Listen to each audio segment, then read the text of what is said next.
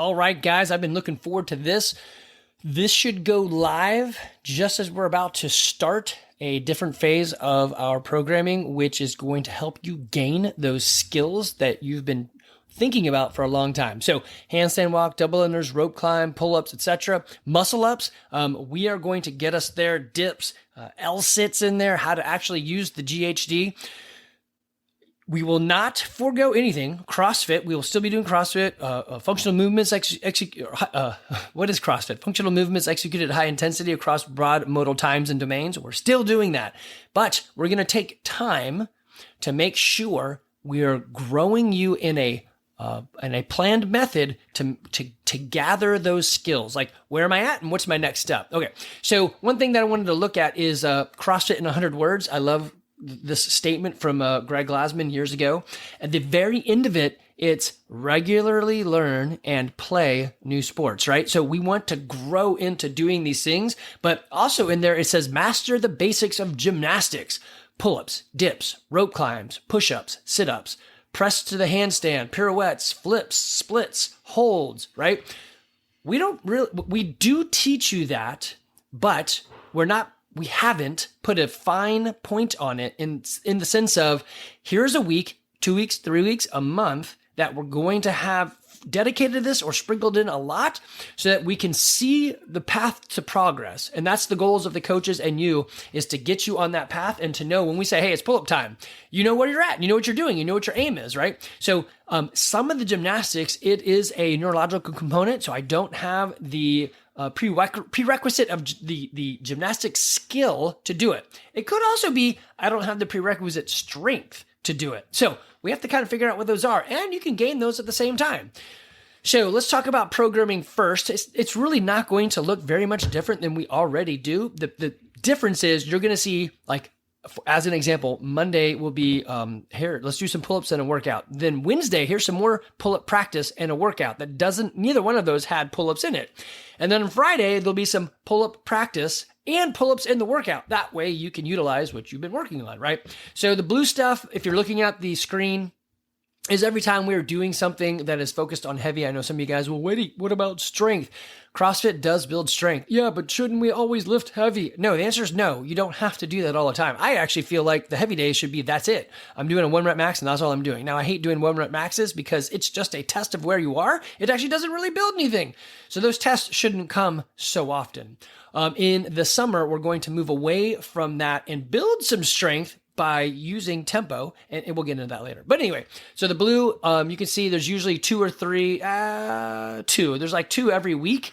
So that is we're doing something strength-wise. The orange is some sort of skill we're working on. You can see, usually it's 4, 5 days a week. There is some sort of skill we're working on. Because the weather should be better, we're also going to be bringing the stones into the workout. So if you see the green, that is either a stone or a tire flip or maybe the GHD. If you are not experienced on the GHD, when that workout comes up, don't go in there and do a bazillion GHD sit-ups. You are going to regret it. The GHD is a great way to rhabdo yourself, especially if you're on the fitter side and just haven't done them. So you could do a lot of them at one go. You're going to feel it. I might even just do 1 round of GHD and then do sit-ups the rest of the time, or do some GHD and some sit-ups, but you just got to be really careful with that particular movement. So GHD is a glute ham developer, and if you're thinking to yourself, where is that in the gym? That's right. We don't use it that much. Right now it's over where the dumbbells used to be. So we'll be getting on that guy. Yeah, I mean, you can see if you're looking at this, well, if you're listening to this, you can't see it at all. But if you can, you'll notice the way I've done the programming, the tried and true CrossFit way, which is you are looking for light, moderate, and heavy days. You're also looking for short, medium, and long days. Your focus is the like 8 to 12 minute time domain and couplets and triplets. Some of the movements are going to be relatively basic so that we can focus on coaching some other aspect. So like, for example, it may be, I don't know, run and wall balls. Well, there's not really much to coach there, but in the front side of it, we're going to do a lot of handstand practice. You're like, oh, so there'll be like 30 minutes of handstands and then a 30-minute workout with run and wall ball or something, right? But you don't have to coach that much on the run and wall ball because it's squat and throw, which we do a lot, and go run, right? Of course, if you're in my classes for run, I always bust people on the running form. Okay, so You can see this. There's a bunch of movements in there. If actually you're thinking, Andy, I'd like to see this particular type of movement or skill or whatever, yeah, let me know. Maybe we can bring it up there. Okay, so the things that it would look like, the progressions is something like this. If you're watching this, it's a whole lot easier than if you're listening. Anyway, what it looks like is this. So pull-ups. If you're looking for the skill set, which I've tried to help people understand, there's a difference between the swing and the kip. For the swinging kipping pull-up, or they just call it the kipping pull-up, there's a difference. And there's a difference in butterfly, right? Do we practice that? I see in most cases, people's swing is not very developed. So it's getting there, but it's just not there yet. Or their kip isn't really as aggressive as it could be. So, in my classes, we work on those things. Hopefully in other classes too, I would assume so. So we have a list. It's like, if you could do this on a box, you could do it without a box. So if I don't have the ability, I can still practice that movement. So for example, you're doing 2 kip swings and then a kip up, right? Or 2 kip swings and then a pull up, you're jumping off the box, or 2 and 1, 2 and 1, right? So we're creating that momentum to get it going, whether you're on a box or not. Sometimes you do it straight off the ground. It just depends where you're at. But if you, just like with double unders, if we do the movement, you're going to get used to it and develop something better than if you never do it, right? Or maybe it's a strength side. So maybe we have a PVC pipe that's banded up and we're pulling it down, right? Maybe we're doing barbell rows. Maybe we're doing seated dumbbell press. Or maybe we have the pull-up bar, a barbell across the rig, and we're pulling up into that, kind of like a ring row, but it's a bar, so it's a little bit different. And or maybe you're doing ring rows, right? So we're developing that strength in the pulling aspect. Maybe we're using bands, whether it's a band from the top and you're just stepping into it, or it's a band across the J-hooks that you're kind of trampling off of. The thing is, try these. What's working for you? What is pushing you in the area that you need? I can watch and sort of see, but your body is going to tell you a whole lot better if we practice and try these. So anyway, that'll be the runway for success. This is where I'm at. So I am doing this and this when pull-ups come up. Perfect. Do I do that in the workout? Yes. Do them in the workout because we want to get them, right? Just don't like, oh, well, whatever, I'll just walk away. Don't do that. We're actually going to push through them. So muscle ups, same thing. Maybe we start off with ring support. Then we go to a strict dip. Maybe it's a low hanging or low ring transition. So I'm on my feet and I'm transitioning through. Or I'm standing up and just transitioning through. Or maybe I'm on my feet on the ground, like in a kneeling position, and I'm standing and pushing through that. Maybe my feet are on a box and I'm trying to get through that.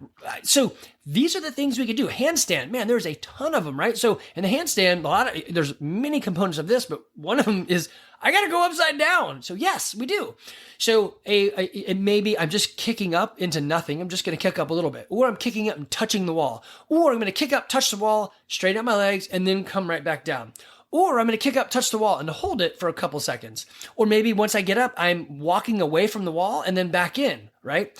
There's so many things you could do in here, and we'll just have a process for it. So it could be I'm lifting my hands up a teeny bit. I'm rocking my shoulders a teeny bit. I'm tapping my shoulders.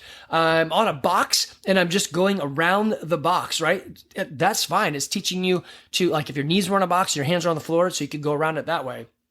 And we also did the other day where you kick up with 2 people holding a PVC pipe so that your feet kind of land into it. And then you're standing in a handstand with a little bit of support and you start your handstand walk, right? So there's a lot of things we can do. Of course, that's a little harder to do in the workout because we're like many people are working out. But you could have one of the other ones. Like I handstand up and then walk to the wall, touch my feet and then walk away. You don't actually need the PVC pipe there. Of course, as we tried the other day when we did this, learn to bail because that's important. So the rope climb. Danny had a great one that I had seen on a video and just totally forgot, but it's wrapping like the larger jump rope, which I actually bought a rope to do this now, over the pull-up rig, right? Then it gives you a stable hand holding position where you can practice wrapping your feet. That's awesome. We've done this before where you sit on a box, wrap your feet, and then that's it. Or you lean in and then stand up. So there's a lot of things we can do, and we want to help you get there. There will be consistent practice because you get better at these skills when you practice them, right? And of course, dip. So we have those things. There's other ones in there, but you get the idea. There will be you're a white belt on the handstands. You're doing this. You're a yellow belt, so you're doing this. So you'll have your skills sets set out in front of you. Okay. Next thing I wanted to talk about is a lot of times people are like, hey, we don't lift enough. I'm not getting stronger. That's untrue. The reason you think you don't lift enough is because you're thinking hypertrophy. Hypertrophy is back by chest and tri, legs. So it's Monday, Tuesday, and then Wednesday, right? And then you repeat that. What they do is they lift to exhaustion, lots of reps and sets, and then they give it time to then build up. So if you could read this right here, if you look at hypertrophy, it's not just about gaining strength. It actually, the first word, it says it's the focus on increasing size and strength of a muscle. Yes, if you want your muscles to look bigger, you should do hypertrophy. This is what Levi is doing currently because he's a small, or he's not small, he's tall, he's almost 6 feet, but he wants to be a large teenage boy. How do you do that? Well, you eat a lot of protein and you do hypertrophy. That's it. So he's sacrificing fitness because he's a teenager. What does he care about fitness at the moment? I mean, he should, but this is what he wants. So his goals are different than what we offer. And so he's going to do that. If you think I must lift heavy all the time, like that's what I'm doing today is the deadlift is the most important thing. It's not really true. We lift heavy all the time. We're always putting weights in there and lifting under rest. So like workout the other day, someone said, we didn't really lift that much. I'm like, are you kidding? We just did 30 overhead squats and like 40 clean and jerks. And they're like, well, I guess that's true. Yeah, that's true. So CrossFit is different. It does not utilize her hypertrophy, which means you will get stronger, but you aren't going to see it as much because we're not doing hypertrophy, right? We're not giving it as much rest. We do everything all the time at any moment. If you want to see more of it, change your nutrition. There should be the post up already with the nutrition challenge or Kickstarter. So get involved in that. Okay, so one thing we will change to in the summer is doing some tempo lifts. So you look up tempo lifts and does it build strength? Yes. So you explode up, which creates some athletic capacity, but then you go down super slow. Many times when we do this, it's, hey, 3 seconds down, 1 second up, let's say on the back squat. And you're like 1,000 and people are already down. And that's not 3 seconds of down. 3 seconds of down is 1,000, 2 1,000, 3 1,000 down. And so what you're doing is learning that time under tension, that support all the way through the proper range of motion. So that does build strength. It's not hypertrophy, but it will build strength. So we're going to do some of that over the summer. And if you, like I said about Levi, if you're looking at, hey, what about hypertrophy? What type of programs? He's following a relatively simple program. It's the one we use for summer strength. It's Ripeto's starting strength, but it's a little bit different, tweaked for high schoolers because he's been doing lifting for a very long time and he knows what he's doing. So he's trying to build that program right now to offer it to other high schoolers in the summer. Okay, so that's what we're going to look at in April and May is getting those skills. So there will be a lot of workouts that will never, ever repeat. Actually, and a lot of workouts that are the lift is not a specific number, 135 for guys, 95 pounds for girls. It's going to be 55% of your 1 rep max. That way, you're getting the same experience as the other guy, right? So when we stick the weight, we are creating, yes, it's something that we can all measure against each other, but it's very different in what it does to you. So 135 on a snatch is super hard for me. 135 on a snatch for, let's say, Matt Janda, he's like, yeah, that's laughable. I can do that. Yeah, let's do it. So he may get winded faster, but he'll still get through all the work, the lifts before me because I just can't lift that much weight. So it's a different experience. And if the idea is you need to fight under this weight, then 135 doesn't mean anything. What should mean something is the percent of your 1 rep max. Okay. So we'll be doing a lot of that. And you're going to see, wow, that's interesting. When I fight myself in these workouts, the magic of CrossFit is actually even made more evident because of the constantly varied functional movements executed at high intensity across broad modal and time domains. It's crazy. So if you have questions, talk to me. If you don't agree with me, that's totally okay. Trust me. Believe that I believe because it's true. I believe this stuff works. But I'm happy to talk to anybody anytime. well, almost anytime, anywhere about CrossFit, health, and fitness because I love this stuff. All right, guys, I look forward to this with you. I think everyone's going to gain some skills and they're going to be like, wow, that was pretty cool. And in the summer with the tempo, you're going to hate it because you're lifting under tempo, but it's going to be great. We won't do that much of it. We're going to focus on, if you could only pick one lift to do all year, either the deadlift or the back squat, you should pick the back squat because going through that full range of motion where you're dipping below parallel on your hips and your knees is going to have a much greater impact on your health than anything else. Also, weirdly, I've known guys who focused on their back squat and didn't do bench press and then came back to their bench press 2 months later and could lift more in their bench press. Yes, it has a I can't think of the right word. It will shift. It'll grow. It'll move. So the work can be moved to other parts of your body. It's going to be awesome. You are going to love this. I am super excited.